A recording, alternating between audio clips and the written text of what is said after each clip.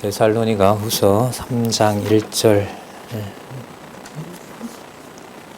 제가 읽겠습니다. 정말로 형제들아 너희는 우리를 위하여 기도하기를 주의 말씀이 너희 가운데서 같이 다름질하여 영광스럽게 되고 또한 우리를 무리하고 악한 사람들에게서 건지옵소서 하라. 믿음은 모든 사람의 것이 아님이라. 2절까지 읽었습니다. 교재는 성경 강론 17권입니다. 8905페이지에 보시면 양쪽 괄호 3 데살로니가 후서 3장 제목이 나와 있습니다. 규모를 갖추어 생활함.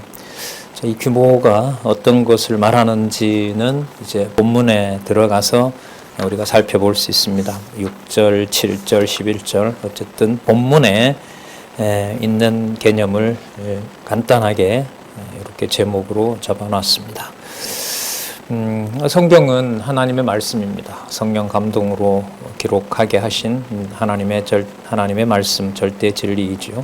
그래서 바울의 편지라고 하지만 우리는 성경 신학에서는 성령께서 원 저자가 되신다는 것을 우리가 다시 한번 생각을 보게 됩니다. 또 그 내용을 그 사실을 이제 또 본문 3장에 들어가서 또 확인하려고 합니다. 이제 개강이고 좀 방학도 있었으니까 전체 구조를 잠시 살펴보고요. 본문 데살로니가 후서 3장으로 들어가서 살펴보도록 하겠습니다. 요즘 더더욱 그 본문의 연결과 그리고 본문의 어떤 다양한 사건들을 하나님을 생각나도록 하는 마치 야곱이 꿈을 꾸었던 것처럼 지상에서 받았던 그 도망가는 자의 신세지만 도망자의 신세에서 하나님께서 하나님의 언약이 하늘과 땅을 통일시키는 그 사닥다리를 보여주셨던 것처럼 성경에 기록한 말씀은 사도 바울을 기자로 사용했지만 사도 바울의 기록이 아니라 하늘에 속한 영원한 하나님의 존재와 그 능력 그리고 영원한 천국, 지상에 세워진 교회 그것을 모두 참 신기하게 세상의 사람들이 사용하는 언어 속에다가 담아준다는 거죠.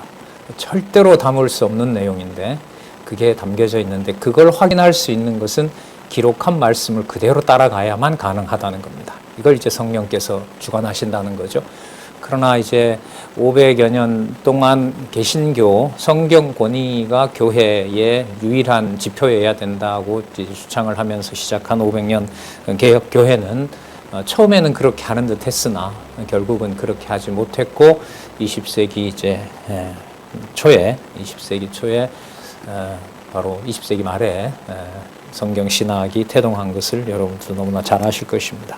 그 내용의 핵심은 지금 이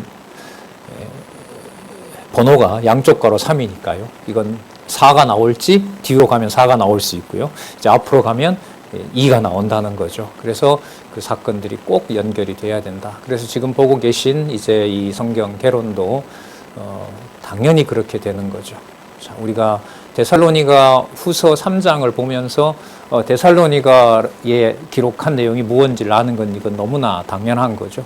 자, 이걸 친절하고 선명하게 성경의 개념을 이제 근거로 설명을 해주고 있는 것이 여러분 성경 개론이죠.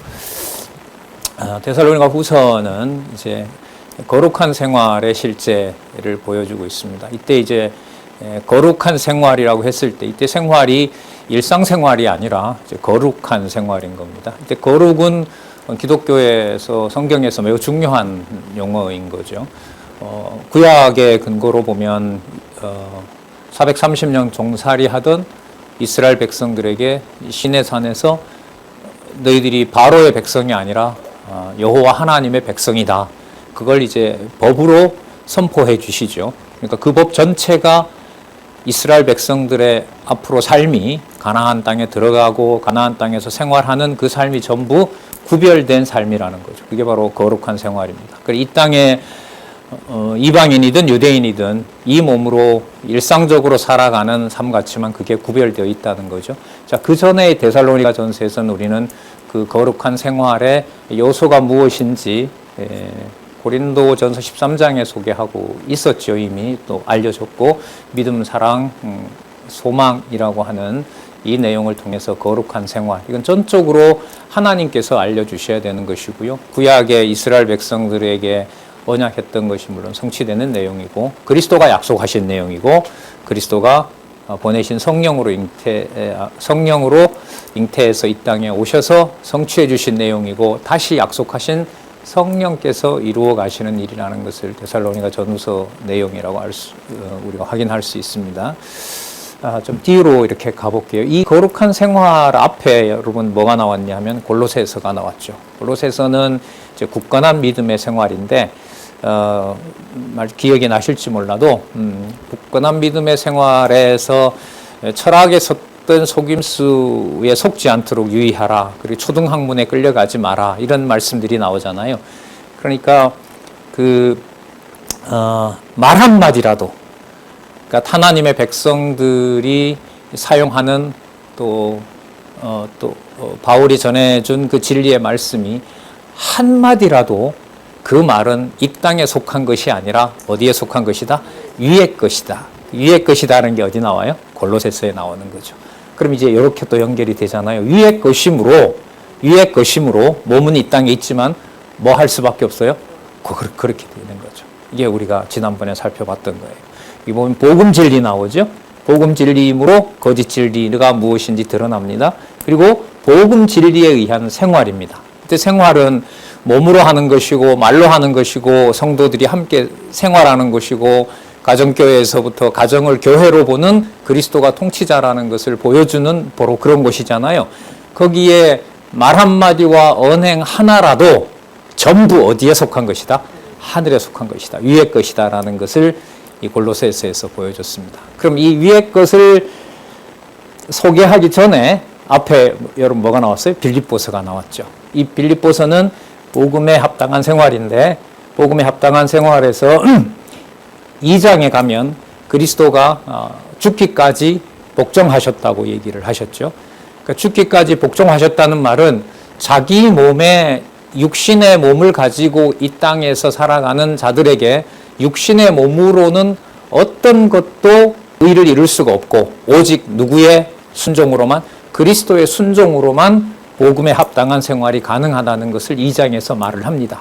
그래서 이 세상에 어떤 것도 사망, 생명, 로마서에 있는 말씀으로 보면 천사든 사망이든 생명이든 미래일이든 과거일이든 역사든 온갖 모든 것들을 가르치는 그 내용을 빌립보서는 뭐라고 얘기를 했죠?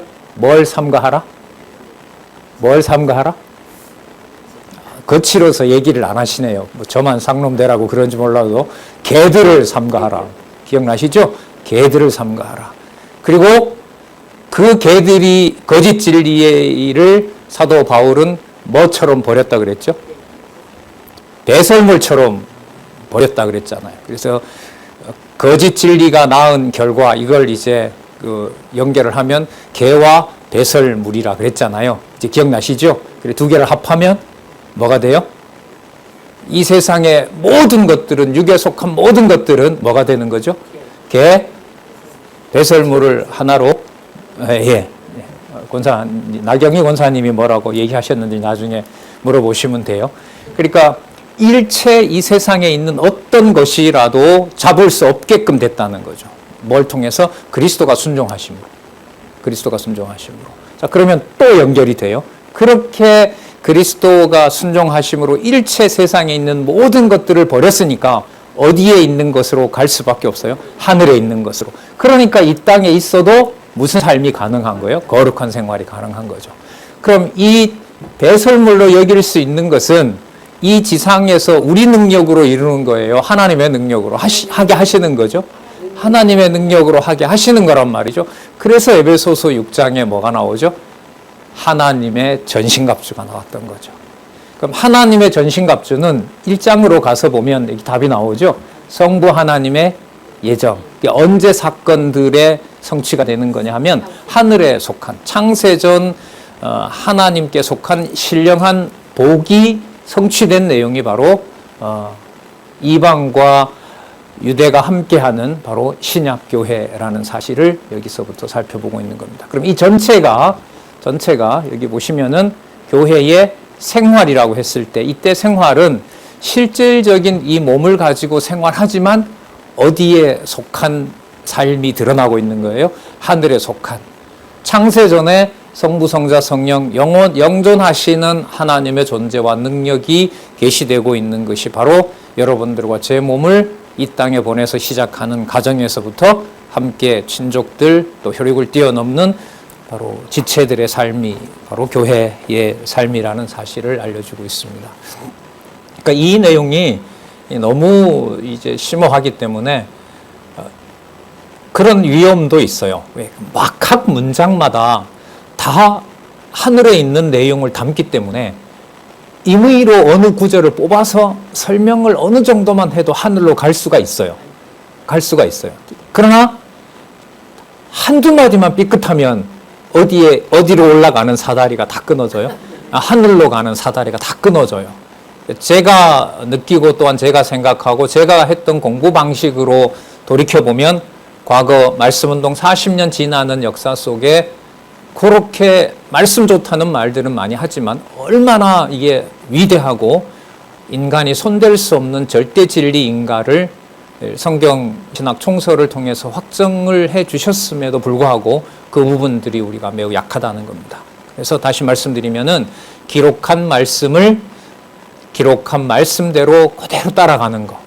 그래서 여러분들 보시는 것처럼 오늘 우리가 8905페이지 이렇게 얘기를 하잖아요. 그 말은 창세기 1장 1절부터 요한계시록 마지막 장 마지막 절까지 전부 어떻게 돼야 된다? 논리적으로 일관성 있게 그 개념들이 다 연결돼야 된다는 겁니다.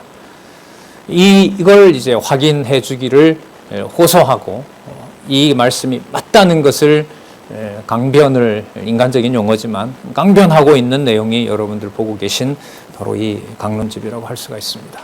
그걸 통해서 성경의 절대 권위, 그것을 유일한 교회의 표지, 그리고 성도로서 살아가는 삶이 진리의 말씀을 배제하고는 불가능하다. 있을 수가 없다. 이걸 우리가 지금 확인해 가고 있습니다. 데살로니가 후서로 돌아와서 말씀을 드리면 데살로니가 전서를 기록을 하고 다시 데살로니가 후서를 보냅니다. 문법적으로 역사적으로 보면 데살로니가 교회 상황은 매우 심각합니다. 거짓 지도자들이 들어와 있고 거짓 바울이 보냈던 편지에서 예수께서 재림하신다는 내용을 악용해서 곧 오신다는 내용을 유포시키면서 교회에 수고하는 신앙의 그 동력자들의 삶을 폄하하고 그리고 교회의 연보를 자기네들 마음대로 사용하려고 하는 그야말로 거짓 세력들이 있습니다. 전서에서 종말은 분명하다. 그리스도가 재림하시는 것은 너무너무 분명하다라는 것을 알려줍니다. 그러나 이 내용으로 보면 그 데살로니가 전서를 쓴 다음에 후서 내용을 통해서 보면 교회가 인간적으로 수습이 됐을까요? 안 됐을까요? 안 됐어요. 안 됩니다. 자, 그러니까 진리의 말씀이 던져지면, 진리의 말씀을 선포하면 거기에는 하나님께서 선과 악이 무엇인지를 드러냅니다. 그럼 선과 악이 무엇인지를 드러낸다는 말은 우리가 생각할 때 진리가 세상적인 기준으로 봤을 때도 이기고 늘 모든 말을 압도하고 그리고 모든 사람들이 대다수가 거기에 따라오고 이렇게 가면 얼마나 좋겠어요. 선명하겠어요. 그러나 이제 그건 하나님의 방법이 아니죠. 하나님의 말씀을 선포하면 또 바울이 기록을 하고 갈 수 없는 거의 대부분 이제 기록한 글을 누군가가 가지고 가죠. 그리고 가지고 가서 그 가지고 간 동력자의 강론을 들을 거 아닙니까? 자, 들으면 어떤 일이 벌어져요? 거기서 진리와 비진리가 드러나게 되는 겁니다. 그러면 대적자들은 더 뭐 하게 될까요? 지난번 보내온 편지를 받아들이거나 지난번에 온 편지와 이번에 온 편지까지 부정해야 되니까 그 하는 행동과 말들은 더 어떻게 될까요? 사악하고 더 강하게 되겠죠. 예. 그런 특징을 우리는 고린도 전후서에서 잘 살펴봤죠. 예. 자, 그러면 이 고린도 후서 내용의 거룩한 생활의 실제는 상황은 더 어려워진 상황에서 좀 기억나실 거예요. 하나님께서 남겨주신 하나님의 교회를 돌볼 수 있는 최소한의, 그러니까 하나님이 남겨주신 최소한의 물질을 통해서 그리스도가 언제 오실지는 알지 못하지만 그리스도가 반드시 악을 심판하시는 그날이 있다는 것을 확신한 성도들이 함께 약탈해가는 그 약탈해간 연보 다음에 얼마 되지 않는 연보를 통해서 주의 몸된 교회를 돌보는 것이 바로 뭐냐면 거룩한 생활의 실제라고 보시면 됩니다. 그러니까 선명한 것은 그리스도가 반드시 뭐 하신다? 재림하신다. 심판주로 그의 몸으로 부활하신 그 몸으로 이 땅에서 볼 수 있는 육의 몸으로 반드시 오셔서 심판하신다. 그러므로 지금 그리스도가 오지 않는다고 하거나 그리스도가 곧 온다고 하면서 마치 그날을 아는 것처럼 그날을 특정하고 그리스도가 곧 오니까 세상에 있는 우리가 모아놨던 연보나 이런 걸 다 쓰자고 하는 자들의 말에 현혹되지 말고 눈에 보이는 그리스도가 자신을 버려 생축이 되시고 그리스도의 몸된 교회를 세우시기 위해서 자신을 다 드린 것처럼 하나님이 주신 연보가 적다고 불평하지 말고 그것으로 도망오는 선교사들, 도망오는 복음 전도자들, 고아들, 과부들을 챙기는 일에 열심히 하시기를 바랍니다. 라고 얘기를 합니다. 그래서 전서에 그런 말씀 나오죠. 항상 기뻐하라. 또 쉬지 말고 기도하라. 자, 범사에 감사하라. 이게 여러분 일상사가 아닙니다. 교회가 비진리가 더 큰 세력을 얻고 있는 상황에서 나온 말입니다. 종말론이 왜곡이 되어서 그리스도가 오신다는 내용들을 자기 멋대로 악용해서 그리스도의 교회에 이익을 탐하려는 자들이 득실거리는 상황에서 나온 것입니다. 그럼 이때 항상 기뻐하라라고 했을 때 이때 기뻐하는 것은 누구의 통치가 분명하기 때문에 가능한 일이죠. 그리스도의 통치가 분명하기 때문에 물론 이 속엔 주권이 들어갑니다. 자, 그리고 최소한 남은 바로 그 하나님이 맡겨주신 물질을 가지고 주의 성도들을 약한 자들을 돕고 그들에게 복음을 전하는 일인 거죠. 그 다음에 쉬지 말고 기도하는 것은 자기 욕심을 구하는 걸까요? 아니죠. 그리스도가 반드시 심판하실 것이며 지금도 살아계셔서 주의 몸된 교회를 뭐하고 계신다? 통치하고 계신다. 자, 그 통치 앞에서 자신이 처한 위급한 상황을 그리스도의 통치가 앞서도록 그런 믿음을 주시면 그게 바로 뭐냐면 감사하게 되는 겁니다. 그리고 뭐 하게 되는 거죠? 항상 쉬지 말고 기도하게 되는 거고요. 그 다음에 범사가 누구의 통치로 드러나게 돼요? 그리스도의 통치로 드러나기 때문에 범사에 뭐 하게 돼요? 감사하게 되는 거죠. 그러니까 여러분들 뭐 인간적으로도 세상에서도 말할 때도 어떤 일정한 금액이 많은 것이냐 적은 것이냐 이게 상대적인 거잖아요. 그런데 성경은 여기에 절대 기준이 있어요. 많은 것이든 적은 것이든 그것이 그리스도의 통치를 받는 그의 백성들이 이웃을 사랑하고 형제를 챙기는 일로 그 금액을 얼마를 사용하든지 간에 그거는 모두가 다 그리스도 앞에서 바로 선한 삶이 되는 거죠. 과부가 드린 엽전, 부리동전 2개가 더 크다고 평가하는 것이 바로 그리스도의 계산법이니까요. 그렇다면 많다 적다라고 하는 것은 얼마나 그리스도의 교회 그리고 맡겨준 것을 복음을 전하는 자들 그리고 아까 말씀드린 과부들 그리고 고아들 그들을 챙기면서 그들에게 진리의 말씀을 공급하느냐 바로 그것과 직결된다고 할 수가 있겠죠. 자, 3장의 양쪽 가로 3절 규모를 갖추어 생활함이라고 하는 것이 바로 이런 맥락에서 연결이 됩니다. 하나만 여러분 말씀을 드리면은요. 지난 그 2장 13절에서부터 17절 8903페이지에 가시면 자, 앞으로 많이 나오는 주어기 때문에 확인하려고 하는 겁니다. 먼저 15절에 보시면 형제들아 굳게 서서 말로나 우리 편지로 가르침을 받은 유전을 지키라. 요즘 많이 말씀드리게 되는데 바울이 보낸 것 외에는 진리가 아닙니다. 그러니까 장로의 일이 뭐냐 하면 그 감독하는 일이거든요. 그러니까 바울이 보낸 편지가 맞느냐라는 것을 확인해 주는 일이고, 바울이 보낸 동역자가 맞고 또한 바울이 보낸 진리를 전하는 자가 맞느냐라는 것을 확인하는 일이 바로 장로님들이 하는 일이었어요. 뭐 여자 장로님이든 또 뭐 남자 장로님들이든 저 말씀의 진원지가 바울이 보낸 편지가 맞느냐, 바로 그 내용의 핵심은 뭐냐 하면 16절에 보실까요? 우리 주 예수 그리스도라고 나오죠. 자, 16절. 우리 주 예수 그리스도와 우리를 사랑하시고 영원한 위로와 좋은 소망을 은혜로 주신 무슨 이름 나오죠? 하나님 우리 아버지. 자, 뭘 말씀드리려고 하냐면 우리 주 예수 그리스도와 하나님 우리 아버지라고 하는 것은 이제 앞으로 함께 등장하는 주어입니다. 그러면 이 개념을 통해서 오늘 3장에 보면 나오는데요. 3장 1절 그래서 보겠습니다. 3장 1절에 보시면 정말로 이제 번역을 했죠. 지금부터는 이 말은 조금 전에 2장에서 말했던 부분 있죠.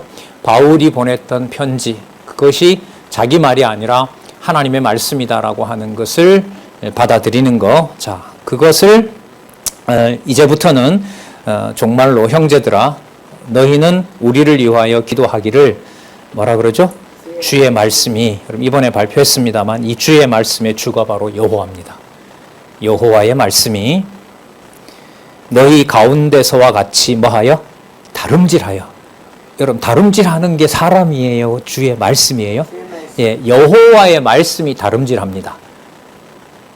히브리서 4장 12절 말씀운동의 요절이죠.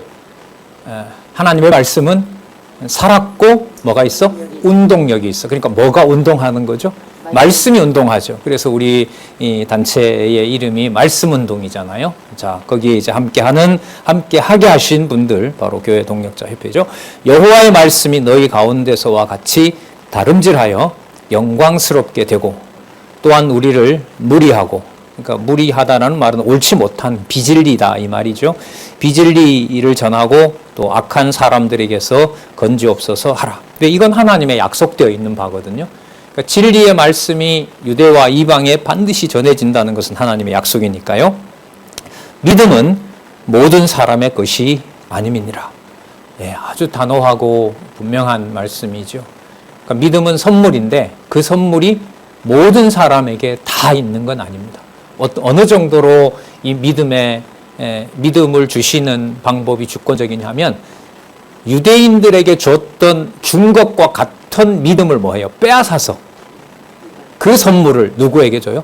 이방인에게. 그럼 이방인이 그럼 다 받느냐? 아닙니다. 받고도 예수님의 그 씨 뿌리는 비유에 나와 있는 것처럼 받은 것처럼 보이지만 또 뭐예요? 버리는 경우가 있단 말이죠. 그러니까 진리의 말씀을 듣고 듣지 않는 그 다양한 방식과 그 절차 속에 누구의 능력이 드러나게 돼요? 여호와의 말씀이 다름질하고 있는 겁니다. 여호와의 말씀이 다름질하고 있는 겁니다. 그러면 3절 한번 보세요. 주는 미쁘사 너희를 굳게 하시고 악한 자에게서 지키시리라. 여러분, 이 주는요, 예루살렘 성경도 그렇고요, 신약 성경도 그렇고, 우리 돌아가신 고 허성관 목사님도 그렇고, 요 주는 여호와로 번역을 하지 않았습니다. 근데 이 맥락을 한번 보시면, 다음에 이제 11월 달에 여호와 일단 소개를 할 텐데요. 잠시 좀 볼게요. 주는 미쁘사 너희를 굳게 하시고, 여러분, 교회의 머리가 누구세요? 그리스도시죠. 주 예수 그리스도시잖아요. 자, 그러면 미쁘사 너희를 굳게 하시고, 이방 백성들도 굳게 하시는 주체가 누가 되시는 거죠? 예수 그리스도가 되시죠. 그러니까 이 주는 미쁘사 너희를 굳게 하시고 악한 자에게서 지키시리라고 했을 때, 이 주는 맥락으로 보면 누구를 얘기를 해요? 주 예수 그리스도를 얘기해요. 아까 2장 마지막 6절이었죠. 2장 그 16절에서 제가 어떤 말씀을 드렸냐면 우리 주 예수 그리스도와 또 누가 주어가 된다고요? 하나님 우리 아버지가 된다 그랬죠. 그러면 여러분 아까 1절에 주의 말씀이 주가 누구라고 했어요? 여호와라고 했죠. 여러분 성경 신학에서 가장 중요한 성경 읽기 방법은 누구를 주어로 계속해서 확인하는 거라고요? 여호와. 그래서 여호와 계시 아니에요. 그럼 여호와로 확인하는 것은 하나님을 빼자는 건가요? 하나님 여호와가 더 분명해진다는 건가요? 그러면 하나님 여호와, 언약대로 이루시는 전능자가 분명해진다는 말은 언약하시고 성취하시는 것이 더 선명해지는 거예요. 보면 볼수록. 그럼 언약하고 성취한 내용이 누구죠? 메시아 아니에요. 그 메시아가 누구로 오셨어요? 예수로 오셨죠. 그분이 데살로니가전서 에베소서에서부터 시작한 말씀으로 보면 교회의 뭐예요? 머리가 되시죠. 뭐와 뭐를 통일시키는 주가 되세요? 하늘과 땅을 통일시키는 주가 되는 겁니다. 자, 그러면 맥락 없이 얘기하면 이게 굉장히 황당한 소리가 됩니다. 그러나 조금 전에 살펴봤던 것을 연결을 하면은요, 여호와의 말씀이 다름질한다, 여호와의 말씀이 운동한다고 했을 때 그 여호와 속에는 어떤 호칭이 이미 들어와 있어요. 포함합니까? 앞부분에 얘기했던 우리 주 예수 그리스도와 또 하나님 우리 아버지가 들어있는 가지고 온 개념이 바로 뭐가 돼요? 여호와가 되는 거예요. 여호와가 되는 거예요. 이게 204군데나 있다니까요. 안 놀라시네. 예, 이걸 이번에 이제 학회 가서 발표를 했죠. 예. 그러니까 그 신약학 한국에 아주 유명한 전공하신 분이 있어요. 히브리어와 헬라어에 아주 능통한 분인데, 그 장로회 신학대학교 계시고 개혁신학회 회장인데 질문을 할 시간도 없는데 꼭 하시겠다고 하더라고요. 어떤 본문에 보면 주를 예수님을 얘기하는지 하나님을 얘기하는지를 구분하지 않으면 하나 성분지 성자인지 구분이 안 되기 때문에 삼위일체를 이해하는데 혼돈이 온다. 딱 이 지적을 하는 거예요. 그래서 제가 100% 200% 그 문제를 제가 의식하고 있습니다. 그래서 번역 문제를 제가 확인해 가는데 그걸 제가 몰두했다고 이렇게 얘기했죠. 자, 그래서 아까 말씀드린 거예요. 그럼 성경신학의 마지막 성경 계시 기록의 목적이 누구 계시라고요? 여호와 계시예요. 계시의 내용이 뭐예요? 메시아의 언약과 성취예요. 그분의 세상에 성취된 이름이 예수예요. 그분이 교회의 머리가 되세요. 주 예수 그리스도가 되세요. 본인 마음대로 했어요? 아니요. 아버지 뜻대로 했어요. 우리 아버지 뜻대로 했어요. 그래서 주 예수 그리스도와 하나님 우리 아버지라는 개념을 모두 다 담고 있는 개념이 신약 성경에서 사용되는 여호와라는 개념이고, 그 개념이 제가 204개. 그래서 제가 어제 이 여호와를 번역해 주신 이제 목사님은 2017년에 돌아가셨고요. 그리고 150여 개를 찾아서 보내주신 이스라엘에 계신 저희들의 선배가 있어요. 여러분들 아실 겁니다. 27년 전에 장안중앙교회에서 예루살렘으로 가셨던 분이 있죠. 그분이 한 150여 개를 찾아줬어요. 제가 보고를 했죠. 어젯밤에. 선교사님 덕분에 신학회에 가서 제가 저 찾아서 그분이 또 히브리어 영어 성경책을 보내주셨어요. 한 4, 5년 전에. 그걸 갖다 놓고 제가 히브리어 전공은 아니지만 단어는 눈에 보이거든요. 이렇게 해서 204개를 유명한 신학회 가서 발표했고, 많은 교수님들이 큰 의미를 가진다고 그렇게 얘기했습니다. 하니까 순간 글쎄요, 뭐 문자로 하는데 되게 감격해 하시더라고요. 예. 이 너무너무 놀라운 일입니다. 이 개념 여호와 하나를 성경 전체와 연관해서 읽어 나간다는 것은요, 성경 계시에 글쎄요, 너무 뭐 한지는 몰라도 이 정점에 와가는 겁니다. 그게 여러분 성경 신학의 주제로 성경 계시 기록 목적 여호와 계시 이렇게 나와 있는 겁니다. 자, 그래서 3절에 주는 여호와와 관계가 있다 없다? 있다. 꼭 있어야 된다. 하지만 문맥으로 보면 누구를 얘기를 한다? 우리 주 예수 그리스도다. 하나님 아버지와 연결이 된다 안 된다? 반드시 연결이 된다. 그리고 어떤 개념에 모아진다? 여호와라는 개념에 모아진다. 자, 여러분 연구하고 공부할 게 엄청 늘어나 버렸어요. 예, 자 그리고 참 그 선교사님이 마지막 말을 뭐라고 하냐면 저는 영어도 못하고 한국말하고 히브리어밖에 못합니다. 27년 산 지금 히브리어 성경을 볼 때마다 예수 그리스도와 여호와는 그냥 하나로 보입니다. 이렇게 그 히브리어 성경이 이제 그렇게 기록이 되어 있는가 봐요.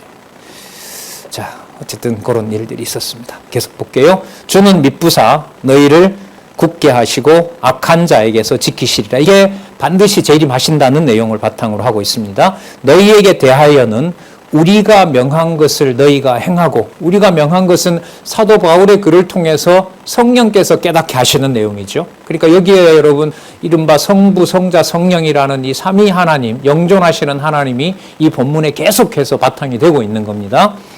우리의 명한 것을 너희가 행하고 또 행할 줄을 우리가 누구 안에서? 여러분 이 주 안에서가 예수님만 말할까요? 아니죠. 아니죠. 그리고 이 문맥을 꼼꼼하게 보면서 제가 봤을 때는 히브리 유대인들 크리스찬들이 번역을 한 거고요. 그리고 돌아가신 그 허성관 목사님이 여호와 번역의 계기는요, 성경신학 저자인 박용기 우리 원로연구원께서 제안해 주신 거예요. 제안해 주신 겁니다. 여호와 개념이 많이 있다는데 그게 왜 이렇게 소홀히 됐어요? 장안중앙교회 한 20년 전에 있었죠. 이분 여기 오셨었거든요. 강론을 한번 하고 한국 강의도 하시고 한국 크리스찬 신문에 기고도 하셨어요. 기고하신 내용 제가 지금 스크랩해서 가지고 있거든요. 그리고 이제 번역해 놓으시고 돌아가셨는데 그때 이 성경신학 우리 총서의 저자인 박용기 원로 연구원께서 여호와 개념이 사라졌는데 그렇습니까? 그렇게 해서 그분이 가셔서 다시 신약 성경을 여호와로 이렇게 번역을 해 주신 겁니다. 자, 계속 보시기 바랍니다. 너희가 행하고 또 행할 줄을 우리가 누구 안에서? 주 안에서 확신하노니. 자, 5절 보세요. 누구신지 보세요. 이게 그리스도와 우리 주 예수 그리스도와 하나님 우리 아버지와 여호와 이 개념을 분리하고 할 수가 있는지 한번 보세요. 주께서 너희 마음을 인도하여. 우리 마음을 인도하는 분 누구예요? 머리 대신 그리스도를 뺄 수 있어요? 못 빼죠. 그가 우리를 인도해 가는데 누구에게로 인도해 가세요? 우리 아버지 하나님께 가는 거 아니에요. 그분이 어떤 분이세요? 창세전에 언약한 대로 성취하시는 분이에요. 그 이름이 뭐예요? 여호와예요. 분리할 수가 없는 거예요. 그러면 여러분 여기서 간단하게 정리할까요? 삼위일체라고 하는 그 말을 증명하는 방법은 무엇을 따라가는 길밖에 없다? 성경을 따라가는 길밖에 없다. 주께서 저희 마음을 인도하여 그 다음 나옵니다. 누구의 사랑? 하나님의 사랑. 그러면 여러분 주 속에 무슨 의미가 들어요? 여호와 의미가 들어가는 거죠. 왜요? 여호와 하나님이시니까. 자, 주께서 너희 마음을 인도하여 누구의 사랑과? 하나님의 사랑과. 하나님의 사랑의 확증이 뭐로 드러나죠? 예수 그리스도 아니에요. 그러니까 누구의 인내? 그리스도의 인내에 들어가게 하시기를 원하노라. 그러면 5절 속에는 여호와 하나님 우리 아버지 주 예수 그리스도. 그러니까 성경의 전체 주제 하나님은 여호와시다. 왜냐하면 예수는 그리스도이시기 때문이다. 예수가 그리스도이심으로 하나님은 여호와시다. 이 모든 명제가 여러분 요 짧은 단락 3장 1절에서부터 5절 사이에 어떤 내용을 중심으로? 반드시 그리스도가 재림하신다는 내용으로. 그러면 이렇게 살아계신 주 예수 그리스도께서 우리의 아버지 여호와 하나님께로 인도하는 이 삶에서 나한테 지어진 게 약탈당하고 남은 게 이거밖에 없는데 여기서 무슨 교회 일을 하란 말이야? 이런 말이 가능할까요? 절대로 할 수가 없는 거죠. 그러면 이제 대적자들은 또 빈정되겠지. 뭘 그걸 가지고 사람들을 섬기고 한다는 말이냐. 그리고 언제 올지도 모른다. 자,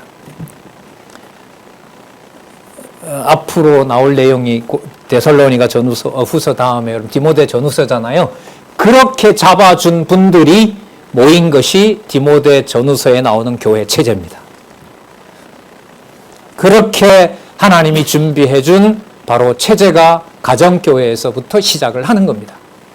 그러니까 그 모양, 가정교회라고 했을 때 여러분 그 모양을 어떤 감정이나 온정주의나 이런 것으로 설명을 할 수가 없어요. 유대인을 다 해체하면서 화가 하나님께서 불화하신다고 하면서 그 빠져나간 유대인들 자리에 누구를 갖다가 자녀로 삼아버려요? 이방인을 삼는 역사잖아요. 알 수가 없습니다. 자, 주께서 너희 마음을 인도하여 하나님의 사랑과 그리스도의 인내에 들어가게 하시기를 원하노라. 자, 그래서 누가 보낸 편지만 읽어야만 돼요? 그래요. 바울이 보낸 편지만, 다른 복음은 없어요. 자, 6절 볼까요? 형제들아, 이 부른 호칭이 데살로니가 전후서에 많이 나온다 그랬죠. 어디 보다가. 그러니까 얼마나 다급하겠어요. 역사적으로 보면. 형제들아, 또 나옵니다. 우리 주 예수 그리스도의 이름으로 너희를 명하노니. 그러면 여기 우리 예수 그리스도의 이름은 앞부분에 나왔던 여호와 하나님 우리 아버지, 이걸 여러분 분리할까요? 아니면 연결이 되는 걸까요? 연결돼야겠죠? 예. 우리 주 예수 그리스도의 이름으로 너희를 명하노니 규모 없이 행하고 우리에게 받은 유전대로 행하지 않는 모든 형제에게서 떠나라. 예. 바울 거 읽지 말자. 바울이 보낸 거 바울의 사적인 편지고 저기도 자기 이해관계를 통해서 보냈다. 그렇게 말하는 자를 떠나라고 얘기합니다. 떠난다는 말은 진리 안에서 교제가 안 되는 거기 때문에요. 그리고 7절, 어떻게 우리를 본받아야 할 것을 너희가 스스로 아나니. 분명하죠. 보낸 진리의 말씀 같이 보고 그 말씀 따라서 생활하는 겁니다. 우리가 스스로 아나니 우리가 너희 가운데서 규모 없이 행하지 아니하며, 8절 보세요. 누구에게서든지 양식을 값없이 먹지 않고 오직 수고하고 애써 주야로 일함은 너희 아무에게도 누를 끼치지 아니하려 함이니. 여러분, 이 말로 봤을 때 무슨 상황인지 아시겠죠? 일하지 않고 교회에 뭘 먹으려는 자들이 있어요. 연보를 갈취하려는 자들이 있는 거죠. 그러니까 누구 말을 없애야 자기네들이 이익을 취할 수 있어요? 사도 바울이 보낸 편지를 없애야 돼요. 무시해야 돼요. 그걸 하나님의 말씀으로 증명하는 자들을 대적하고 그들을 괴롭혀야 되고 그들의 말이 아무것도 아니다라는 것을 유포시켜야 돼요. 뭐 때문에요? 예.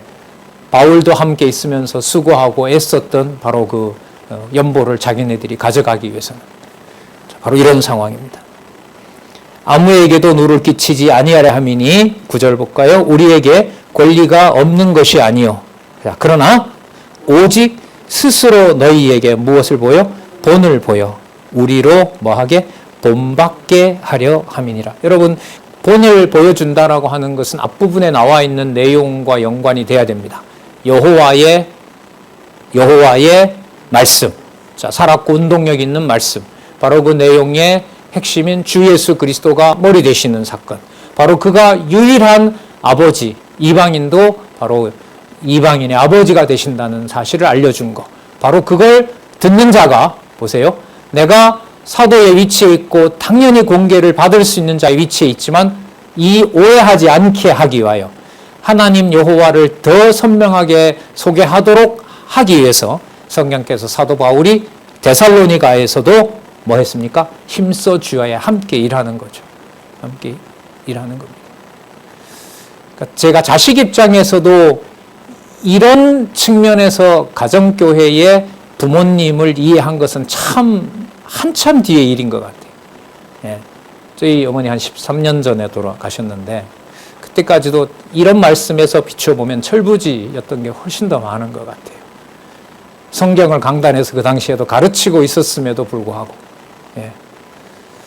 자, 그러니까 가정사에서 생기는 모든 희노애락, 희비를 교회의 관점으로 놓고 본다면은 그리스도가 통치자 되셔서 당신의 자녀에게 그 심중과 그야말로 관절과 골수에 오직 하나님 여호와, 우리 주 예수 그리스도, 바로 그 개념을 바로 그 환경에서 뭐라 그럽니까? 신비에 새겨주는 바로 그 역사로 보지 않으면 절대로 설명이 될 수가 없습니다. 또 계속 볼게요. 오직 스스로 너희에게 본을 주어 우리로 본받게 하려 함이니라. 자, 그러면 말씀과 관련된 얘기가 또 연결이 되겠죠. 자, 무슨 말씀 나오는지 보겠습니다. 10절에서부터 13절. 규모 없는 자에게 일하여 자기 양식을 먹을 것을 권하는 내용이 나타납니다. 10절 볼까요? 우리가 너희와 함께 있을 때에도 너희에게 명하기를 누구든지 일하기 싫거든 먹지도 말게 하라 하였더니, 이런 경우로 보면은요, 데살로니가의 성도들이, 바울과 함께하는 성도들이 이 생활의 역점을 어디에 뒀냐 하면 교회 연보 모으는 일에 역점을 뒀어요. 이 경우로 보면. 그러니까 뭐냐 하면 각자 일해서 뭐가 연보가 생기잖아요. 그럼 그 일을 뭐로 써요? 교회의 공동일로 쓰는 거예요. 마치 우리 빚 갚아 나가는 것하고 같이요. 그게 체제 개혁과 관련해서 빚을 갚은 것하고 그냥 교회에서 일반적으로 갚는 것하고 우리는 다르게 부여하잖아요. 예. 자, 어쨌든 우리 2016년 이후부터 계속 지금 배우고 있는데 성경적인 원리에 근거하고 성령께서 해가시는 일로 우리는 받아들이고 있죠. 자, 그래서 누구든지 일하기 싫거든 먹지도 말게 하라 하였더니, 자, 11절. 우리가 들은즉 너희 가운데 규모 없이, 여러분 규모 없다는 말은요, 게으르면서도 자기 욕심을 탐하는 자들을 규모 없다고 얘기를 합니다. 예. 규모 없이 행하여 도무지 일하지 아니하고 일만 만드는 자들이 있다 하니, 쓸데없는 말을 만드는 거죠. 아이, 왜 뭐 그렇게 모아놔? 그냥 예수님 곧 온다는데 빨리 쓰고 말어. 이렇게 얘기를 하는 거예요. 예. 예. 바울도 유대인이잖아. 다른 데 보니까 고린도 교회 성도들은 바울이 결국은 유대인 챙기려고 온 대륙을 다니면서 연보 모으라고 했다고 고린도 교회들은 그렇게 알고 있다. 그것도 틀림없이 이렇게 모아놓으면 바울이 자기 동족인 유대인에게 가져갈 거다. 이렇게 이제 유포시키는 겁니다. 우리도 분리될 무렵에 온갖 악소문들이 있었죠. 이 교회 재산 이렇게 하려고 한 것이다. 이거는 뭐 반드시 드러나게 됩니다. 그리고 디모데 후서 가면 그런 말씀 나오죠. 일만 악의 뿌리가 뭐라고요? 일만 악의, 모든 악의 뿌리가 MONEY, 돈, 이렇게 나옵니다. 그리고 어린 그 디모데에게 그 돈에 그 만모니즘이라 그러죠. 돈에 창림치 말라, 이렇게까지 공부하는 내용이 나타납니다. 네, 일만 만드는 자들이 있다 하니 12절 볼까요? 이런 자들에게 우리가 명하고, 또 나오죠. 주 예수 그리스도 안에서 권하기를. 자, 이게 여러분, 이 말이 중요한 게 너 그러면 안 돼 라고 그렇게 막 질책하는 것이 아니라 교회의 머리가 그리스도이시기 때문에 주 예수 그리스도 안에서 권하고요. 자, 뭐라고 하면 종용히 일하여, 그러니까 열심히 자기에게 맡겨준 일을 하고 자기 양식을 먹으라 하노라. 자, 형제들아, 너희는 선을 행하다가 낙심치 말라. 그럼 여기에 선을 행한다는 것은 앞부분에 나온 주 예수 그리스도가 통치하는 교회의 그 통치를 잊어버리게 되면 그게 이제 마음 상하게 되고, 또 인간적인 방법을 동원해서 그 문제를 수습하려고 그러고, 이런 경우가 바로 선을 행하다가 낙심케 되는 경우라고 할 수가 있죠. 그리고 이럴 때 바울이 보낸 또 다른 편지를 읽고 하나님, 우리 아버지 주 예수 그리스도, 언약대로 이루시는 여호와에 대한 살아계신 것을 확인하지 않으면 살아날 수가 없는 겁니다. 그래서 바울이 편지를 보내고 또 보내는 편지들 있잖아요. 전서와 후서로 되어 있는 거. 내용으로 보면 여호와 하나님 주 예수 그리스도를 알려주는 내용이 충만해지지만 실질적인 현실의 삶은 쉬워져요. 점점 어려워져요. 여러분, 이 공식을 가정교회에다 놓으면 딱 들어맞아요. 겪는 모든 내용들이 누구의 이름으로 충만해지게 돼요? 주 예수 그리스도의 이름, 우리 하나님 아버지의 이름으로 채워져요. 그걸 우리 에베소서 1장 20절에서 살펴봤었죠. 23절에서 살펴봤죠. 어디와 어디를 통일하게 하신다? 하늘과 땅을 통일시키시고, 에베소서 3장에 나오나요? 예, 만유 위에 계시고 하나님께서는 또 만유를 통치하시고 만유 가운데 계시느니라. 그 내용을 우리가 에베소서에서 살펴봤었죠. 자, 우리 잠시 쉬셨다가요. 14절부터 어떻게 이어지는지 또 살펴보도록 그렇게 하겠습니다.